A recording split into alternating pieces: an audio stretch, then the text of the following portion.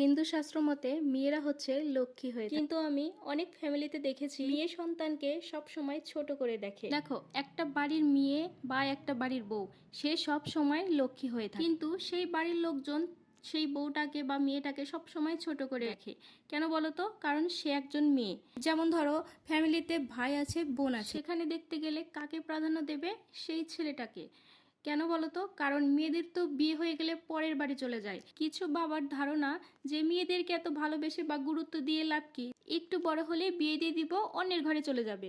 আবার দেখো, অন্যের ঘরে যে মেয়েটা বিয়ে হয়ে যায় সেখানে তার শ্বশুর বাড়ির লোকজন ভাবে সে হচ্ছে ঘরের বউ, তার তো কোনো স্বাধীনতা থাকতে পারে না, সে ঘরের কাজকর্ম করবে, এতটুকুই।